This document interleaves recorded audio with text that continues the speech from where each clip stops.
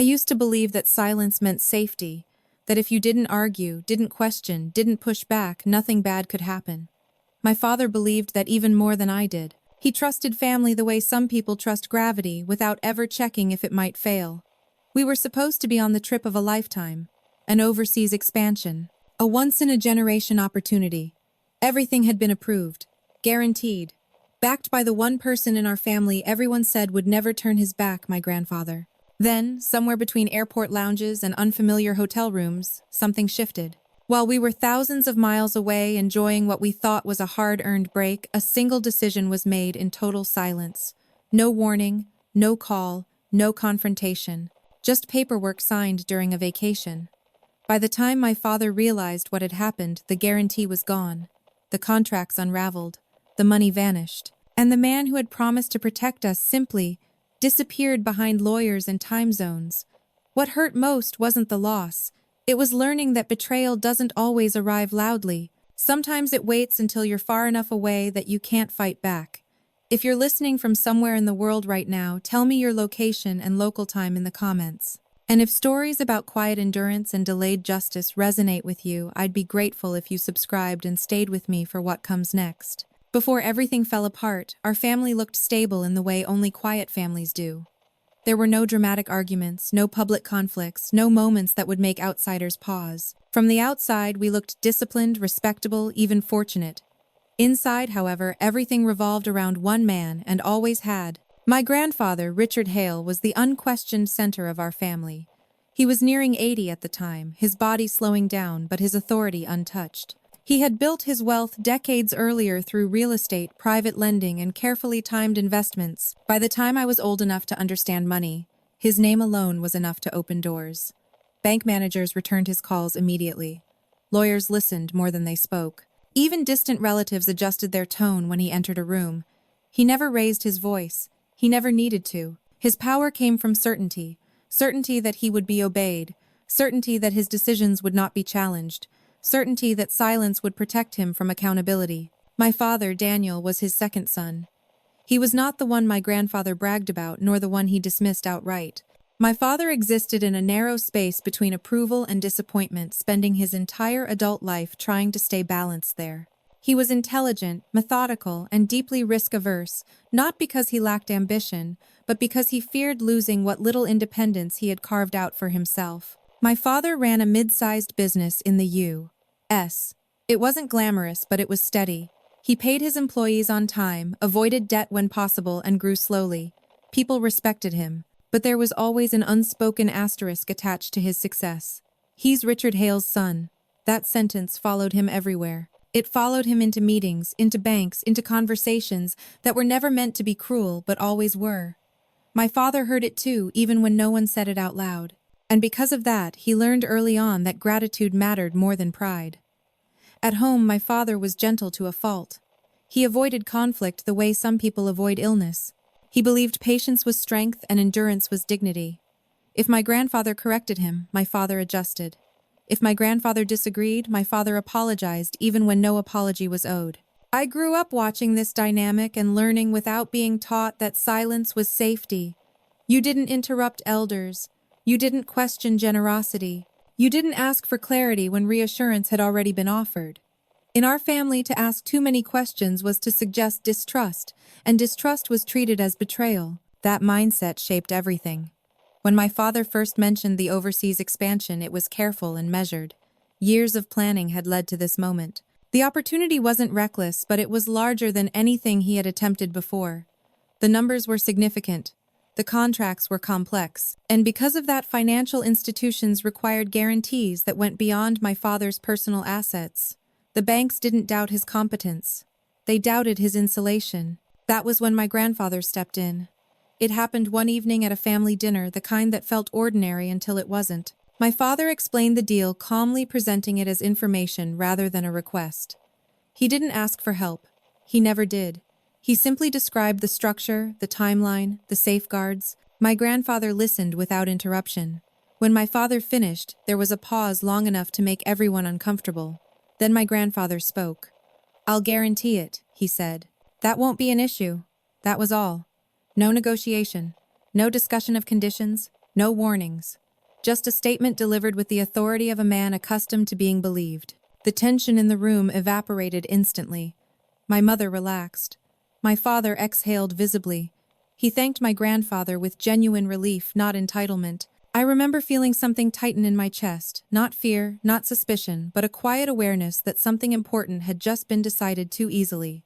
At the time, I dismissed it as nerves. I told myself I didn't understand business, that this was how things worked when powerful people supported you. Over the following weeks, the guarantee became formal. Attorneys exchanged drafts. Banks issued approvals. Documents were signed and filed. Everything was legal. Everything was precise. And yet, emotionally, nothing changed between my grandfather and my father. My grandfather never followed up. He never asked how negotiations were going. He never expressed interest in the overseas partners. He didn't offer advice or caution. It was as if the matter had already left his mind. That absence unsettled me. I began noticing small details that felt insignificant on their own but uneasy in combination. My grandfather asked about dates and locations, not outcomes. He commented on timing, not risk. He reminded us more than once that guarantees were never permanent, always framed as wisdom, never as warning. Each time my father nodded respectfully. He took the words as guidance, not distance. The overseas trip was finalized shortly after. My father framed it as the culmination of restraint. This expansion would stabilize the company for years. It would protect employees. It would allow growth without pressure. There was no arrogance in him, only quiet hope. Then my grandfather mentioned his own travel plans. "I'll be away for a bit too," he said casually one afternoon. "Thought I'd take a break." He didn't say where. He didn't say why. No one asked. In our family, asking could be interpreted as doubt, and doubt was something we were trained to suppress. I remember watching him that day, sitting comfortably, hands folded, expression unreadable. He wasn't warm. He wasn't cold. He was controlled. The kind of control that didn't require explanation. Something in me wanted to speak, to ask if everything was secure, to ask if his travel affected anything, to ask questions I couldn't yet justify, but I stayed silent. I told myself trust was the foundation of family. That preparation had already been done. That guarantees once given were not casually undone. The day my father left the country, my grandfather hugged him briefly. No words, just a firm pat on the back. My father smiled like someone stepping into a long-awaited future. I watched that moment closely, holding my silence like a habit I had inherited without realizing it. At the time, I believed any danger would come from outside, from unfamiliar laws, foreign markets, cultural missteps. I never imagined that the most decisive move would come from inside our own family, executed not through confrontation but through absence. Looking back, I understand something I didn't then. Power doesn't always announce itself. Sometimes it waits quietly, protected by respect, shielded by tradition, and strengthened by the belief that no one would ever dare question it. By the time the plane took off, the structure holding my father's life together was already weaker than any of us knew. The overseas opportunity didn't arrive suddenly. It grew over years, layered carefully on top of my father's discipline and restraint. He had been approached before offers that promised faster growth, bigger margins, louder recognition. He had declined every one of them. Too volatile, too dependent on leverage, too much exposure. He had always chosen stability over speed. This time was different. The proposal came from a consortium abroad that specialized in long-term infrastructure support for U.S. based companies expanding internationally. It wasn't speculative, it wasn't trendy. It was structured around logistics and manufacturing, boring to some, reliable to others. To my father, it felt familiar, just larger. The numbers were significant, but not reckless. The initial contract value was just over $18 million spread across 5 years. Capital would be released in phases. Risk was diversified. Exit clauses were clearly defined. My father spent months reviewing projections, consulting attorneys, and stress testing worst-case scenarios. He didn't fall in love with the upside. He studied the downside. What made the deal possible wasn't enthusiasm, it was alignment. The overseas partners wanted American operational discipline. My father wanted long-term security. Everyone moved slowly. Everyone documented everything. It felt safe, until the guarantees entered the conversation. Because the deal involved international jurisdictions, banks required additional backing beyond my father's company assets. It wasn't personal distrust. It was procedural reality. Cross-border exposure triggered different thresholds, and those thresholds demanded reassurance. My father understood that. He didn't argue. He prepared what he could. Still, there was a gap only one person in our family could fill. My grandfather. When my grandfather agreed to guarantee the deal, the process accelerated immediately. Banks issued approvals within days. Legal teams finalized contracts. Overseas partners confirmed schedules. Everything moved forward with the efficiency that only comes when money believes it's protected. And yet, even as momentum built, my father remained cautious. He insisted on phased commitments. He refused early withdrawals. He rejected any structure that could expose employees or personal assets beyond predefined limits. He didn't behave like someone chasing growth. He behaved like someone protecting what already existed. That was what made the approval feel deserved. As the departure date approached, my father grew quieter, not anxious, but focused. He reviewed documents repeatedly. He rehearsed meetings. He triple-checked itineraries. He treated the trip not as a celebration, but as responsibility. I watched him prepare and felt a mixture of pride and unease. Pride because he had earned this. Unease because so much depended on a promise that had never been emotionally examined. The guarantee, though legally binding, still rested on a relationship my father refused to scrutinize. He believed family promises carried weight beyond ink. He believed respect prevented harm. He believed that if something changed, he would be told. Those beliefs were never questioned aloud. The night before his departure, my father sat at the kitchen table with a stack of documents spread neatly in front of him. Contracts, timelines, banking confirmations. He moved through them slowly, methodically, as if repetition could guarantee permanence. "It's solid," he said more to himself than to me. "Everything lines up." I nodded. I wanted to ask if he had spoken to my grandfather recently. I wanted to ask if there were any contingencies he hadn't considered. I wanted to say that silence didn't always mean agreement, but I didn't. In our family, reassurance was offered downward, not upward. My role was to support, not question. The overseas itinerary was demanding.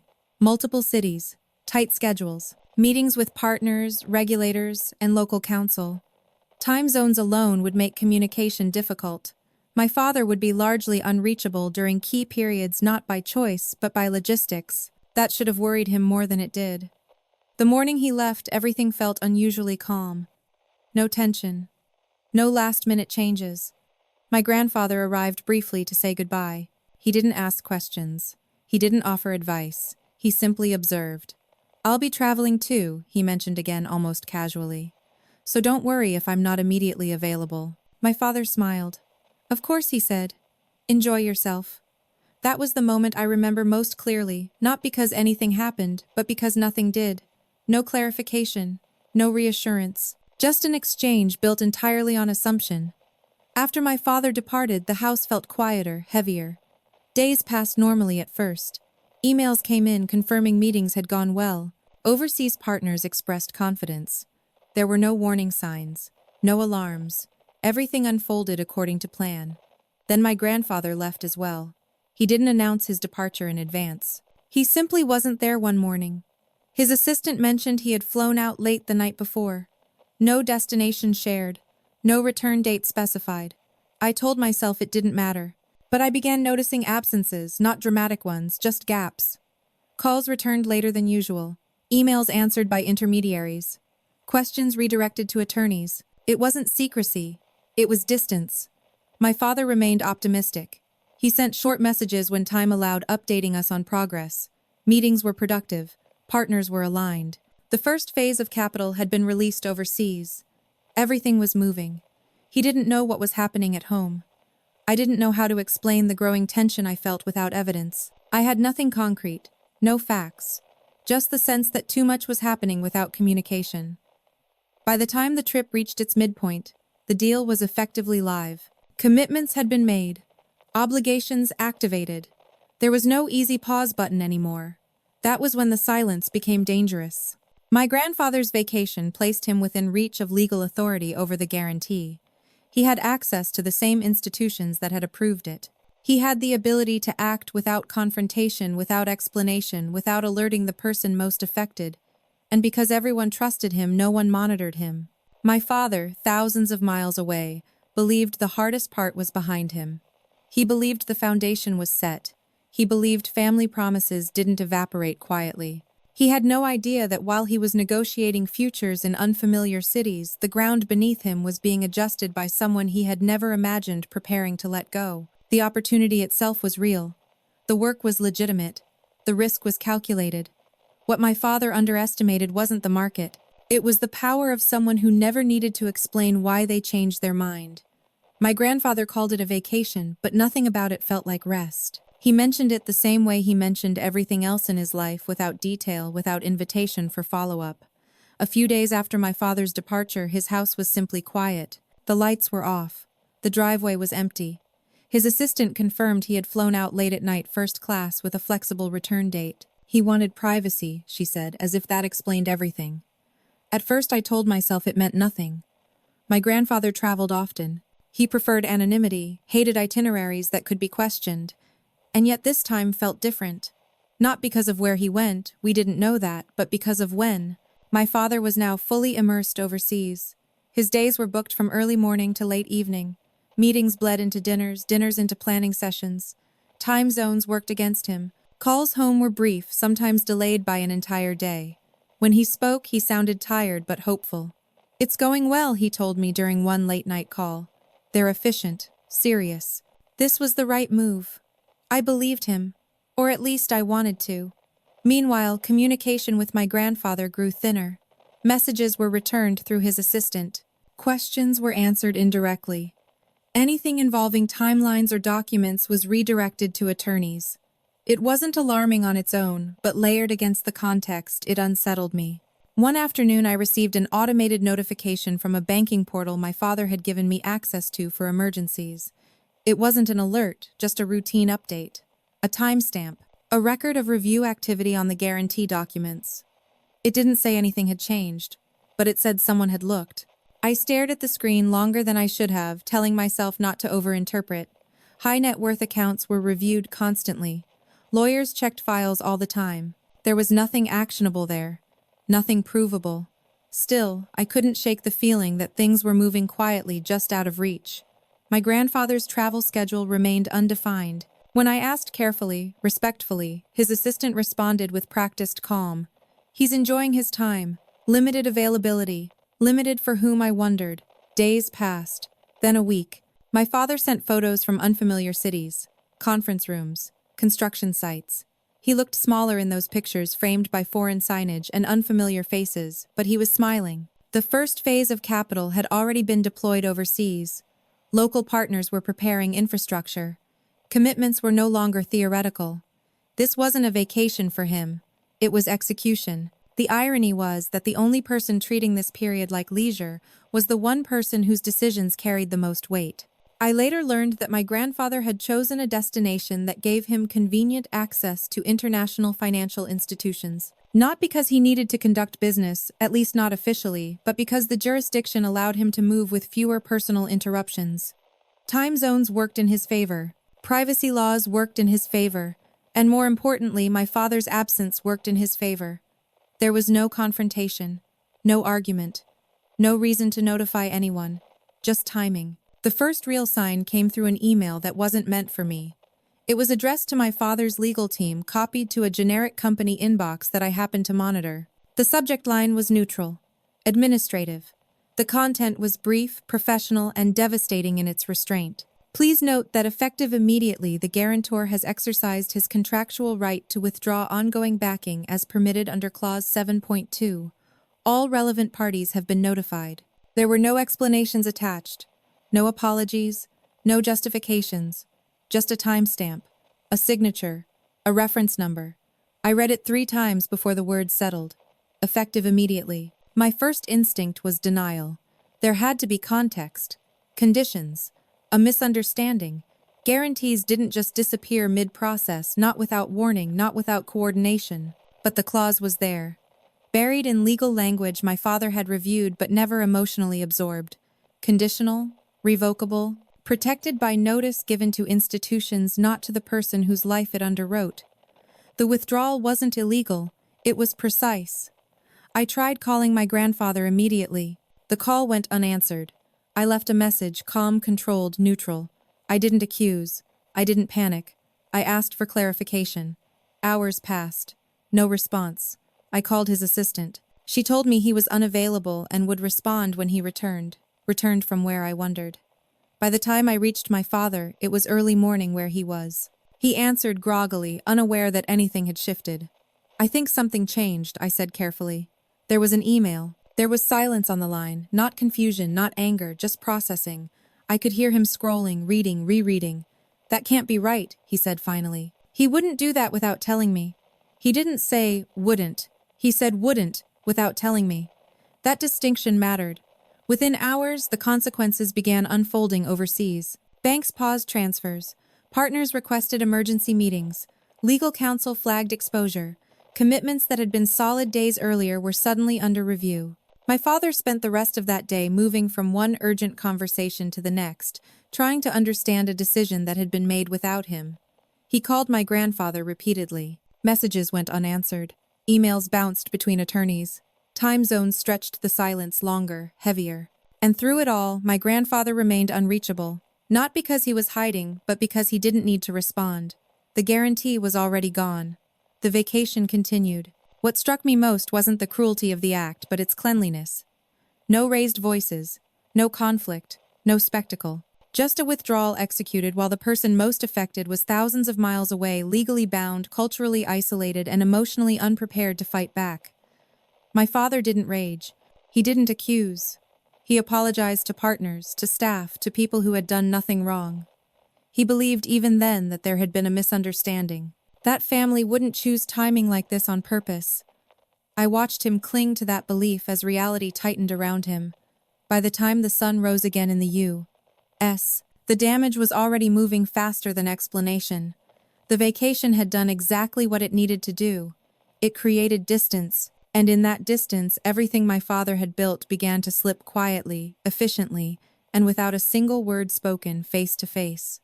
The withdrawal didn't announce itself with chaos. It arrived the way my grandfather always did, quietly, precisely, and without room for discussion. Once the guarantee was revoked, everything else followed with mechanical efficiency. Banks didn't argue. They didn't debate intent or fairness. They simply adjusted their exposure. Lines of credit were frozen. Future disbursements were suspended. Risk committees triggered clauses that had been dormant only hours earlier. From the outside, it looked like routine compliance. From where my father stood alone in a foreign country, it felt like the ground had vanished beneath his feet. The overseas partners were the first to react. Meetings that had once been cordial turned formal, then tense. Their questions weren't accusatory at first. They were procedural. They wanted to understand what had changed, why assurances no longer applied, how long the suspension would last. My father had no answers. He explained that the guarantee had been provided by a family member with long-standing credibility. He explained that there must have been a mistake, a technical adjustment, something temporary. He promised clarification. He asked for time. Time was the one thing he didn't have. The contracts had already moved past the point of casual reassurance. Capital had been deployed. Local labor had been hired. Infrastructure commitments had been activated. The deal wasn't theoretical anymore, it was operational. Without the guarantee, liability shifted immediately. Penalties triggered automatically. Insurance premiums spiked. Local council began preparing contingency strategies. Everything my father had worked to protect employees, partners, reputation was suddenly exposed. He tried reaching my grandfather again. Calls went unanswered. Messages remained unread. Emails were acknowledged only through legal representatives, each response colder than the last. Please direct all inquiries to counsel. That sentence appeared repeatedly like a wall no amount of goodwill could cross. I stayed up through the night, monitoring updates, forwarding documents, trying to assemble a timeline that made sense. The more I read, the clearer it became. This wasn't a reaction. It was a plan. The withdrawal had been timed precisely after the first phase of overseas capital release. It had been executed while my father was physically unavailable to intervene. It relied on his absence, his trust, and his belief that family would never act without warning. My father still didn't see it that way. He wouldn't do this intentionally, he said during one strained call. There has to be a reason. I wanted to tell him that intention didn't require explanation, that power often moved without justification, that the absence of a reason didn't mean the absence of choice. But I didn't. He was already drowning in responsibility. The last thing he needed was to confront the possibility that this wasn't an accident. The next 48 hours were brutal. Overseas accounts were locked pending review. A scheduled press release announcing the expansion was pulled. Partners demanded written assurances my father couldn't provide. Each conversation ended with the same phrase, "We need confirmation of backing." My father's credibility built over decades began to erode in real time. He started sleeping in his suit, waking to alerts instead of alarms. Meals were skipped. His voice grew hoarse from repeating the same explanations, the same apologies, the same promises he no longer believed he could keep. And still, he defended my grandfather. "He must think he's protecting himself," my father said once, almost gently. "He's cautious. That's how he survived." I didn't respond. Survival and protection weren't the same thing when someone else paid the price. Eventually, the overseas partners made a decision they had tried to avoid. Without a valid guarantee, they could not continue. Their own obligations demanded certainty, not sympathy. Termination notices were issued. The language was formal, neutral, polite. It referenced clauses and contingencies, not emotions. It didn't accuse my father of wrongdoing. It didn't need to. The consequences were devastating regardless. My father was now personally exposed to breach penalties, legal fees, and reputational damage that would follow him home. The losses weren't just financial, they were professional. Relationships he had nurtured carefully were now marked by doubt. And through all of it, my grandfather remained silent. No call, no explanation, no acknowledgement of the timing or the damage. When my father finally spoke to him briefly indirectly, it wasn't even a conversation. It was a message relayed through counsel. The decision was within his rights. No further comment. That was it. No apology, no concern, no recognition that the withdrawal had happened mid-operation, mid-commitment, mid-life. My father read the message and said nothing. He didn't swear. He didn't argue. He didn't even sound angry. He sounded tired. By the time he boarded the return flight to the U.S., the losses were quantified. Legal exposure totaled several $1,000,000. Personal guarantees had been triggered. Years of cautious growth were effectively erased. I met him at the airport. He looked older than when he had left, shoulders, slightly curved eyes dulled by exhaustion rather than grief. "I should have seen it," he said quietly, as we walked to the car. He didn't mean the clause. He meant the silence. Back home, the fallout continued. Banks reevaluated his remaining operations. Credit tightened. Vendors demanded revised terms. The damage spread beyond the overseas deal, seeping into everything connected to his name. My grandfather stayed away. When he finally returned from his vacation, he didn't call. He didn't visit. He didn't ask how things had gone. It was as if the overseas expansion had never existed. In family conversations, the narrative shifted subtly. People spoke about overreach, about risk, about lessons learned. No one mentioned the guarantee. No one acknowledged its withdrawal. The blame settled quietly, where silence allowed it to fall. On my father. He accepted it without protest. He told himself he should have been more careful, that he should have insisted on clearer terms, that he should have prepared for every contingency. He didn't ask why the one person who had promised protection had chosen that exact moment to step away. I watched all of this from close enough to feel the weight but far enough to see the pattern. This wasn't chaos. It wasn't emotional reaction. It was control exercised through timing and absence. My grandfather hadn't needed to confront my father to dismantle him. He hadn't needed to argue or justify or explain. He had simply withdrawn and trusted the system to do the rest. And the system did exactly what it was designed to do. By the time the dust settled, my father had lost nearly everything he had spent his adult life building. Not because the deal was flawed, not because the market collapsed, but because trust once removed at the wrong moment can destroy more efficiently than any open conflict ever could. The collapse overseas didn't happen all at once. It unfolded in stages, each one quieter and more humiliating than the last. When the termination notices were issued, my father was still technically on foreign soil. The meetings didn't stop immediately. They changed tone. Where there had once been handshakes and shared meals, there were now long tables, translators, and lawyers taking notes. Every word mattered. Every pause felt like judgment. My father tried to hold himself together. He dressed the same, spoke the same, followed the same routines.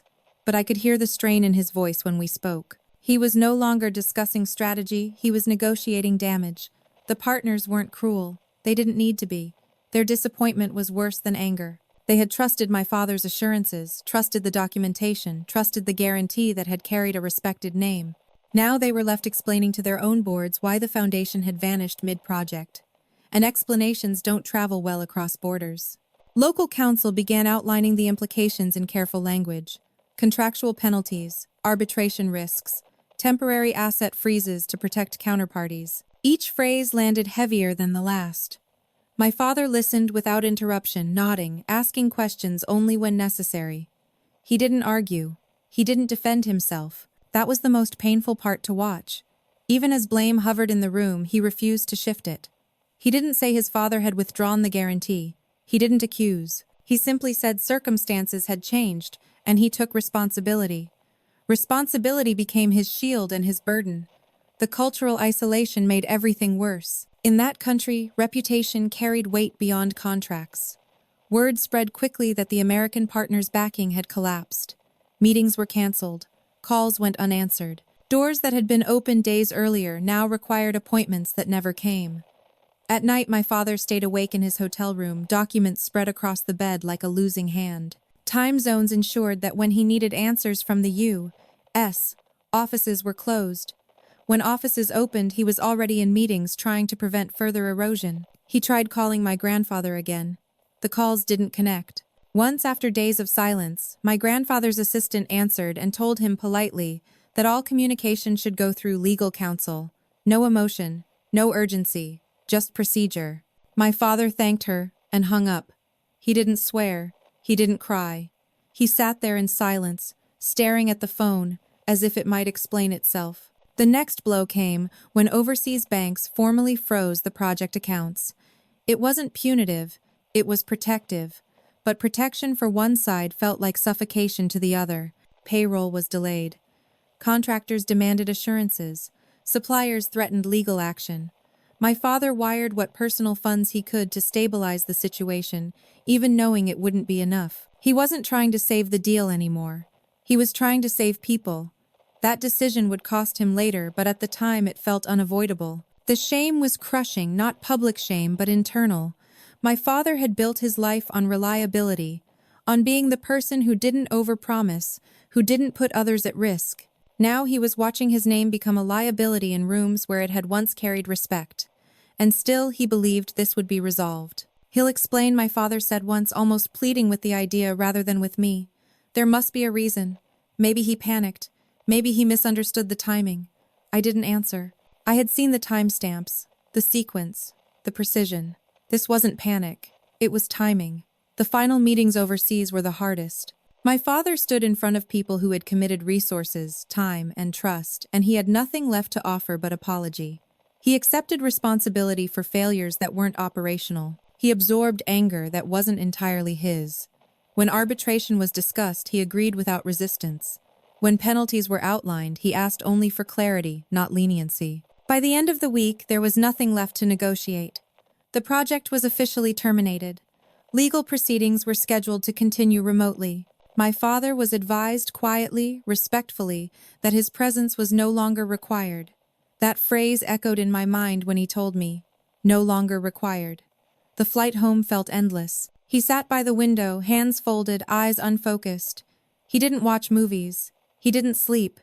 He just sat there, suspended between what had been and what waited for him back in the U.S. When he finally spoke, it wasn't about money. "I trusted him," he said softly. "I didn't even think to protect myself from him." Back home, the consequences multiplied. Notices arrived daily. Legal correspondence, fee schedules, demands for documentation. The numbers were staggering when laid out plainly. Millions in exposure, years of savings erased, lines of credit revoked. But worse than the numbers was the shift in how people looked at my father. Bankers who once greeted him warmly now spoke cautiously. Vendors asked for upfront payment. Even longtime acquaintances avoided discussing the overseas deal, as if mentioning it might be contagious. My grandfather remained absent. Family gatherings continued without acknowledgement of what had happened. Conversations stayed polite, surface level. When my father's situation was mentioned, it was framed as unfortunate, risky, a lesson. No one said betrayal. No one said timing. My father didn't correct them.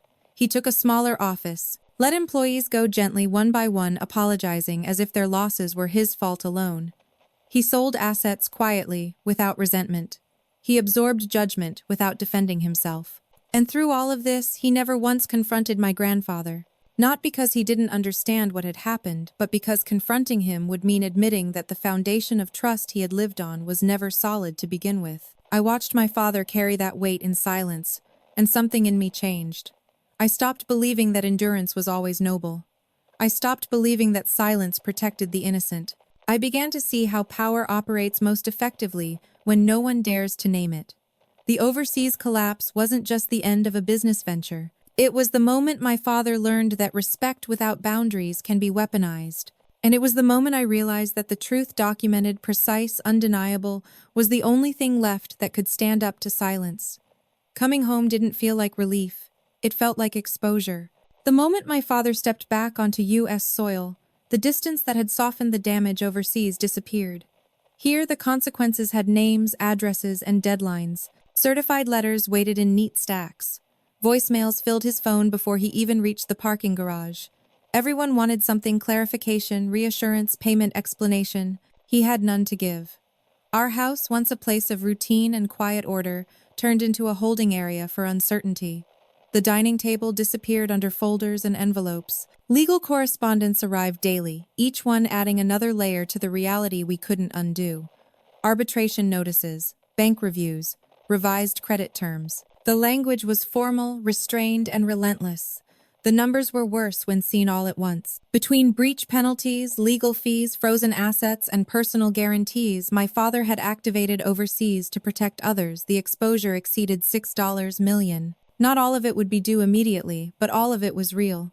Years of careful growth sacrificed in a matter of weeks. My father read everything himself. He didn't delegate. He didn't complain. He moved through documents the way he always had, slowly, methodically, accepting each consequence without comment. What hurt most wasn't the money.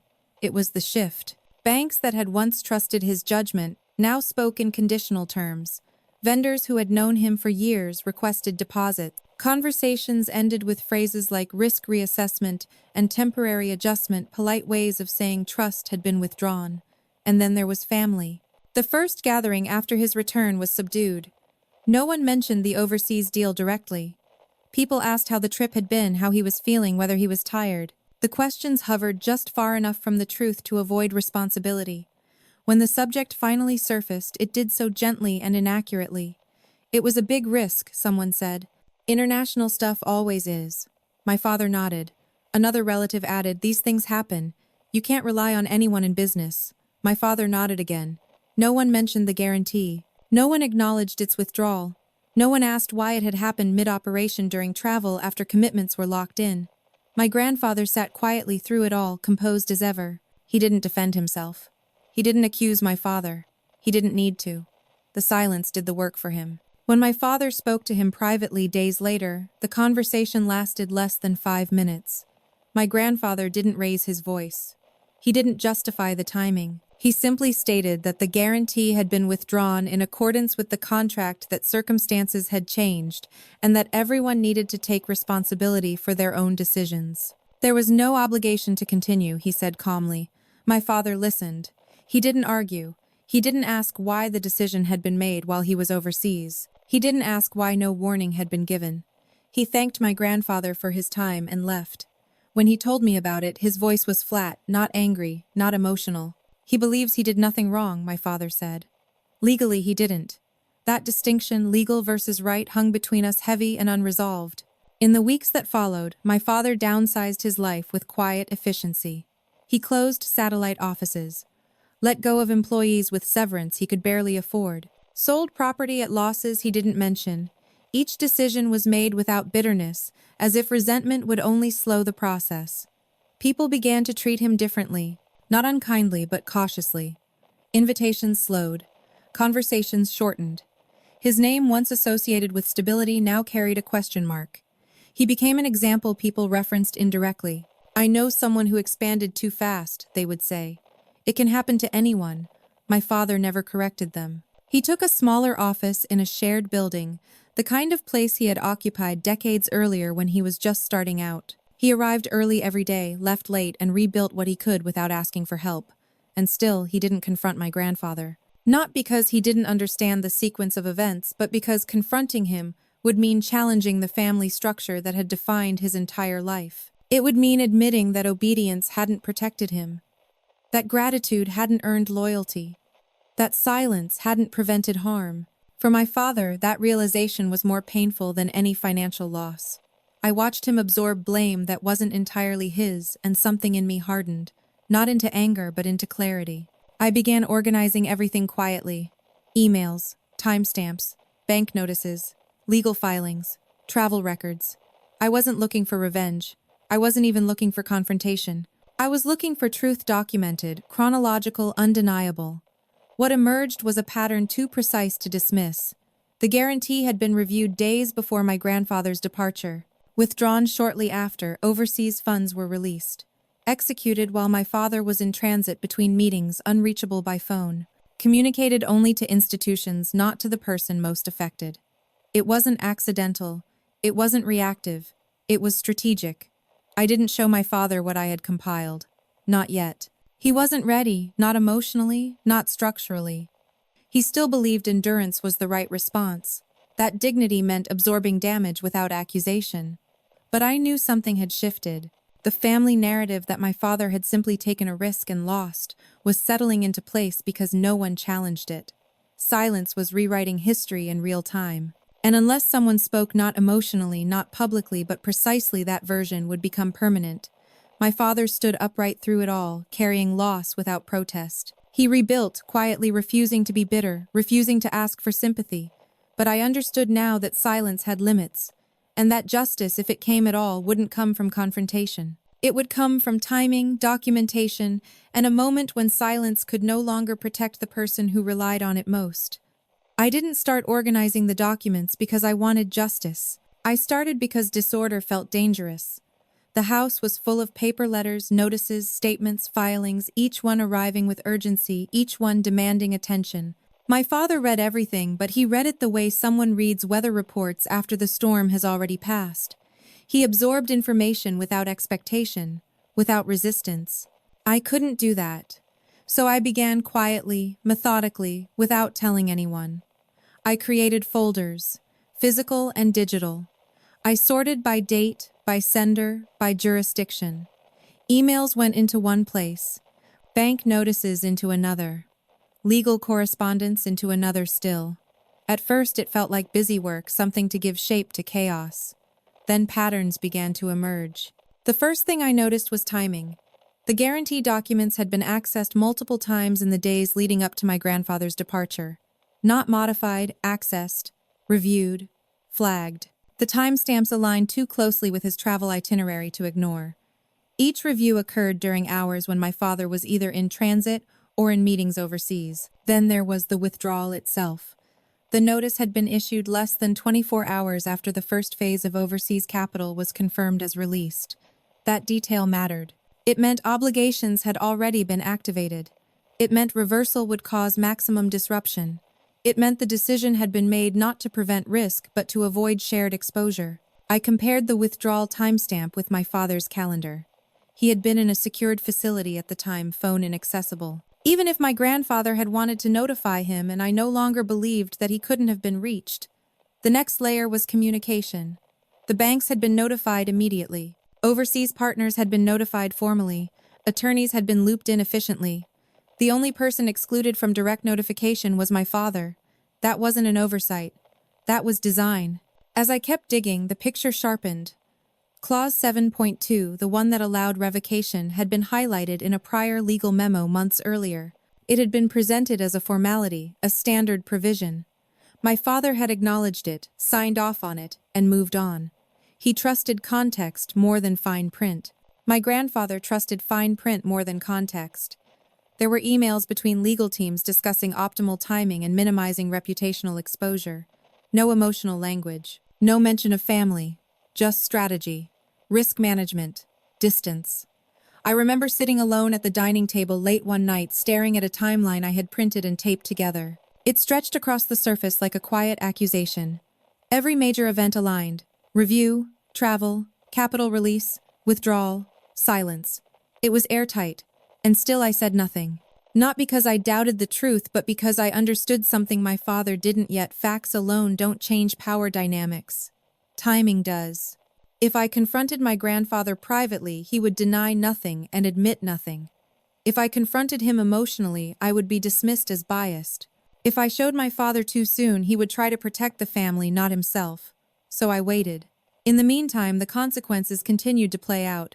Arbitration dates were scheduled. Mediations were proposed.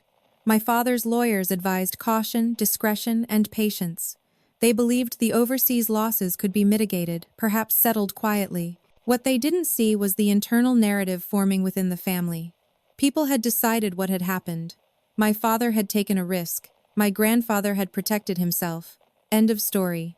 That narrative depended entirely on silence, and silence was my grandfather's strongest ally. I began preparing not an argument but a record. I created a master file, a chronological account supported entirely by documents. No opinions, no speculation, just dates, times, actions, consequences. Each entry referenced an email, a filing, a bank record, a travel log. If anyone questioned it, the documents would answer. I didn't know yet where this record would be used. I only knew it had to exist. The opportunity came sooner than I expected. A mediation was scheduled involving my father, the banks, and several domestic partners who had been indirectly affected by the overseas collapse. It wasn't a trial. It wasn't public. But it was formal, and my grandfather had been asked to attend not as a defendant but as a witness to the guarantee's history. He agreed. That detail mattered more than anyone realized. The mediation would be held at a downtown office building with attorneys, financial officers, and observers present. It wasn't designed to assign blame. It was designed to resolve exposure. But resolution requires clarity. In the days leading up to the mediation, my father prepared quietly. He didn't ask my grandfather what he would say. He didn't rehearse arguments. He focused on explaining his own decisions, his own actions, his own responsibilities. He still believed endurance was the honorable path. I didn't tell him what I planned to do until the morning of the mediation. We were standing in the hallway outside the conference room when I handed him the folder. "What's this?" he asked. "Just read it," I said. "Not now. When they ask questions." He looked at me carefully. There was no suspicion in his eyes, only trust. That made my chest tighten. "I don't want to fight," he said softly. "I know," I replied. "This isn't a fight." Inside the conference room, the atmosphere was neutral, professional. No hostility. No raised voices. My grandfather sat comfortably, hands folded, expression calm. He nodded politely to my father. There was no warmth, but no tension either. The mediator began by reviewing the situation. Questions were asked. Explanations offered. My father spoke first, accepting responsibility, outlining his decisions, acknowledging the risks he had taken. Then attention turned to the guarantee. My grandfather spoke briefly. He confirmed he had withdrawn it in accordance with the contract. He emphasized prudence. He framed the decision as necessary, unemotional, justified. No one challenged him. Not yet. Then a financial officer asked a simple question. "Can you clarify the timing of the withdrawal relative to the overseas capital release?" My grandfather paused not long, but long enough. That was when my father opened the folder. He didn't accuse. He didn't interrupt. He simply placed the documents on the table and slid them forward. The room grew quiet. As the timeline unfolded, something shifted, not dramatically, not emotionally, but decisively. Dates were read aloud, timestamps examined, email headers reviewed. No one raised their voice. They didn't need to. The truth, when presented without emotion, has a way of making noise all on its own. My grandfather said nothing. He didn't deny the sequence. He couldn't. For the first time since this had begun, silence wasn't protecting him. It was isolating him. And in that moment, I understood that justice doesn't always arrive with confrontation or anger. Sometimes it arrives in the form of a record, quiet, precise, and impossible to ignore. The room didn't explode after the documents were laid out. There was no shouting, no dramatic reaction. The shift was subtler and far more devastating. Silence changed its owner. The mediator leaned forward, first adjusting his glasses as he studied the timeline. He didn't speak immediately. He traced dates with his finger, moving from one page to the next, following the sequence exactly as it had happened.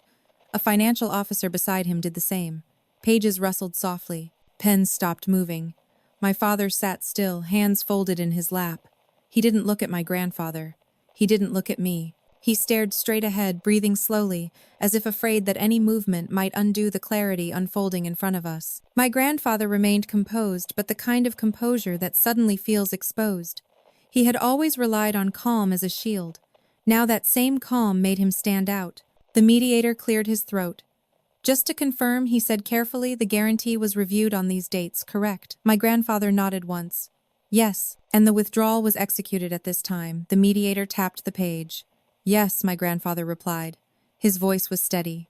The mediator glanced at another document, which was approximately 14 hours after confirmation of overseas capital release. Another nod. And during that period, Mr. Hale, he gestured toward my father, was overseas in transit between secured meetings unreachable by phone. My grandfather hesitated for the first time. Not long, just long enough. That appears to be the case, he said. The mediator didn't accuse him. He didn't need to. Was there any attempt to notify him directly prior to the withdrawal? My grandfather folded his hands more tightly. The institutions were notified as required. That wasn't the question, the mediator said calmly. I'm asking about direct notification to the party whose exposure depended on the guarantee. My grandfather looked down at the table. No, the word landed heavier than any raised voice ever could. Around the table, people exchanged glances, not of outrage but of recalibration. This wasn't about legality anymore. It was about good faith. Another attorney spoke this one, representing a domestic lender affected by the fallout. So, to be clear, she said the guarantee was withdrawn after commitments were activated without warning to the primary operator during a period when intervention was impossible. My grandfather straightened slightly. The contract allowed for it. No one disputed that.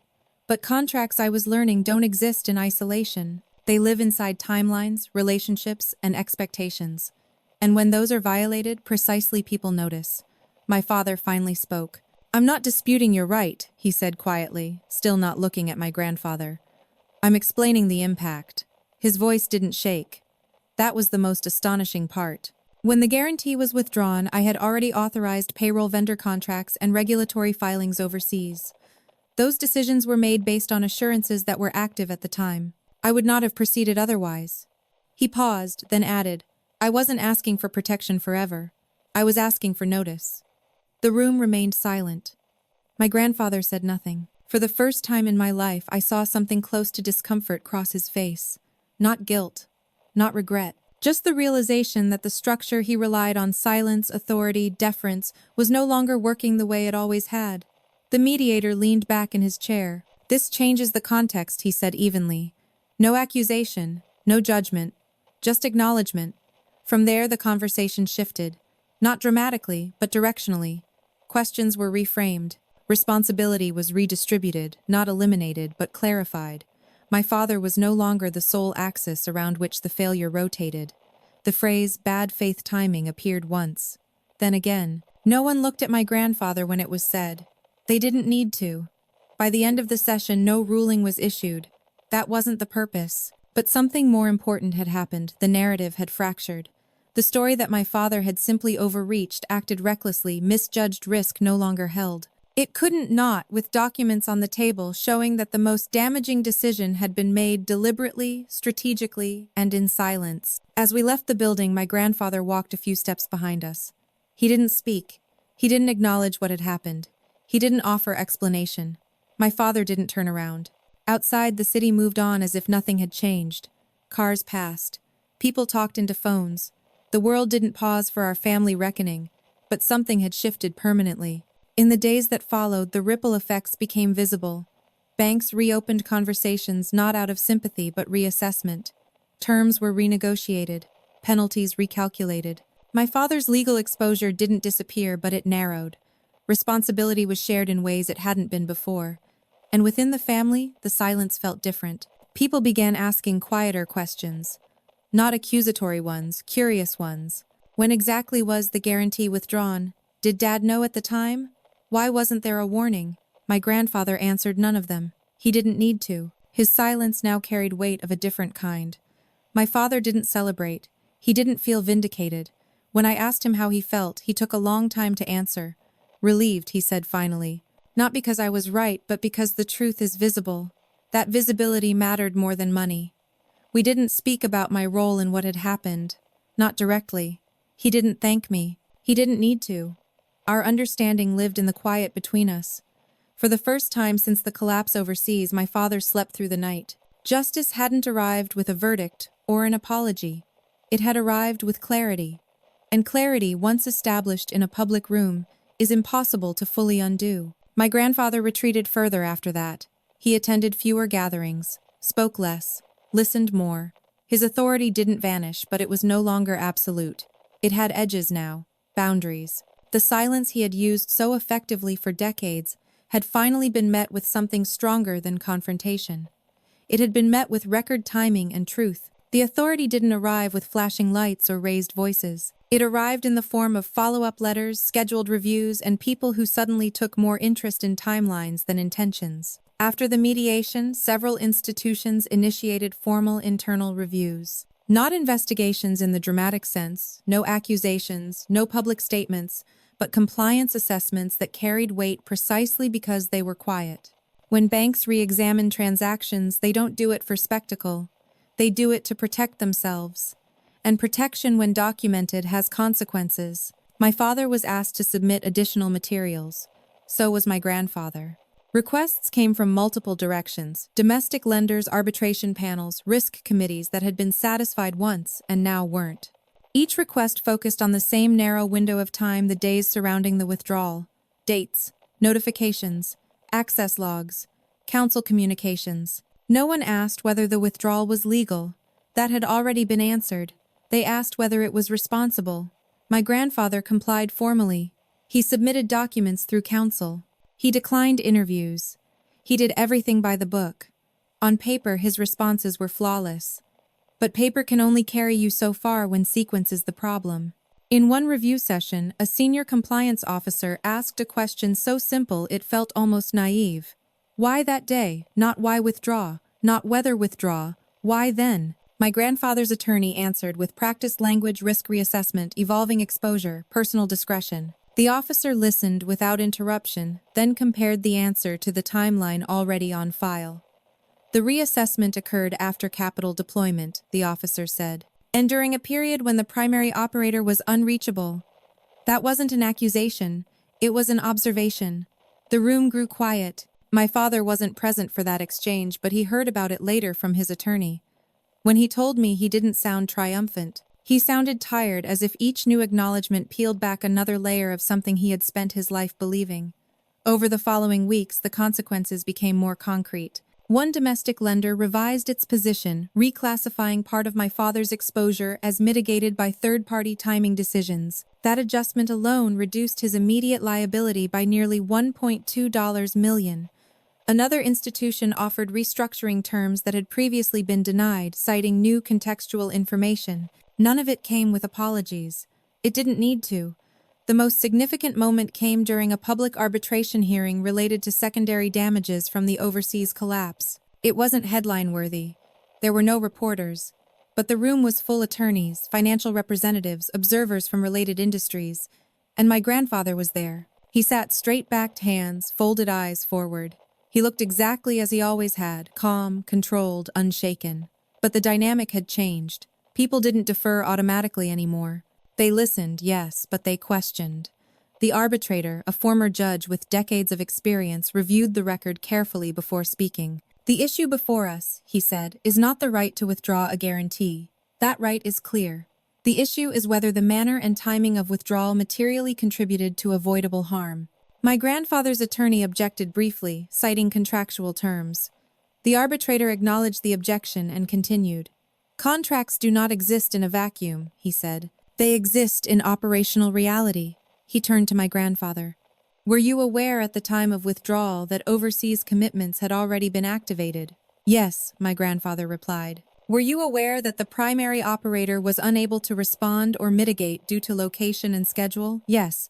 "Did you provide notice directly to him prior to withdrawal?" "No."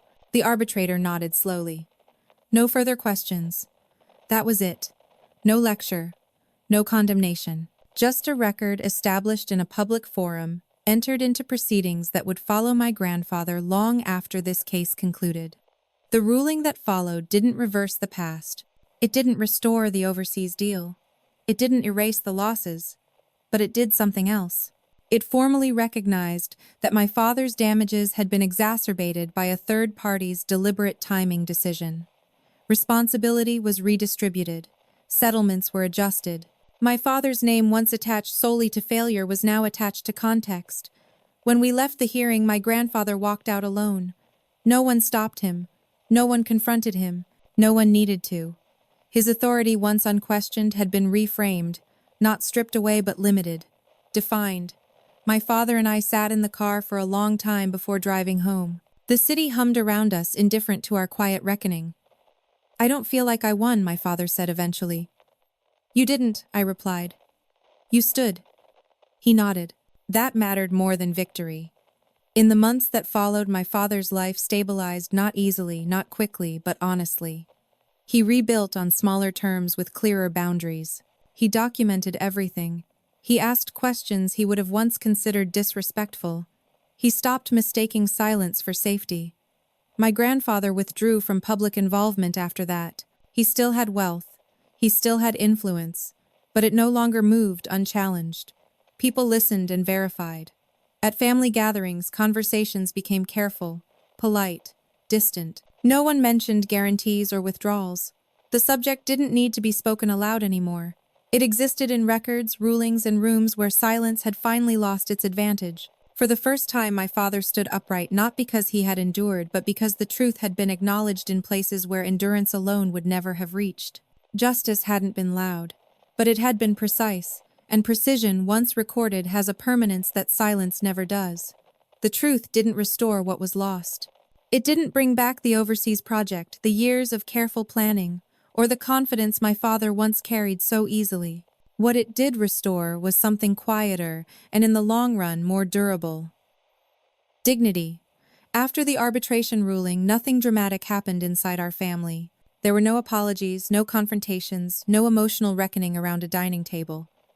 My grandfather didn't call to explain himself. He didn't acknowledge the findings publicly or privately. He simply retreated further into the version of silence he had always preferred, this time thinner, less commanding. And that silence finally meant something different. My father didn't seek compensation beyond what was recalculated through formal channels. When his attorney suggested exploring additional claims, he declined. Not because he lacked grounds, but because he didn't want his life to revolve around proving harm anymore. "I don't want revenge," he said. "I want distance." Distance became the new boundary. He stopped attending certain family gatherings. Not out of anger, out of clarity. He didn't announce it or explain it. He simply chose where to place his time and energy. When people asked why he wasn't around as much, he answered politely and vaguely. "I'm focusing on work." That was true. He rebuilt his business slowly, deliberately, and smaller than before. No leverage, no guarantees, no reliance on anyone else's name or reputation. His contracts were simpler, his margins narrower, his sleep better. I watched him change, not suddenly but fundamentally. He asked questions now, not aggressively, not defensively, just directly. He read every clause. He requested clarification. He didn't apologize for wanting certainty. The man who had once equated deference with respect had learned that clarity was a form of self-respect. People noticed. Vendors adjusted. Bankers recalibrated. Some relationships faded. Others deepened. Those who stayed did so because they understood who my father was, not who they assumed he was protected by.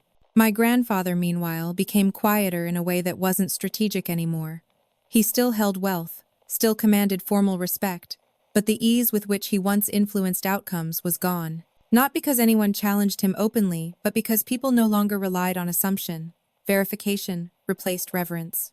At one family gathering months later, someone mentioned the overseas deal for the first time in a long while. Not accusatorily, just carefully. "I heard the timing was complicated," they said. My grandfather didn't respond. He stared into his glass. The silence that followed wasn't protective. It was revealing. My father didn't fill it. He smiled politely, excused himself, and went outside. I followed him a few minutes later. We stood there together, listening to distant traffic, saying nothing. After a while, he spoke. I used to think being quiet meant being strong, he said, but I was just afraid of being seen as difficult. He paused, then added, I don't need to be agreeable to be decent. That sentence stayed with me. For years, my father had carried responsibility for choices that weren't fully his. He had internalized blame because it was easier than challenging the structure that placed him beneath someone else's authority. The truth, once documented, once acknowledged in rooms that mattered, released him from that weight.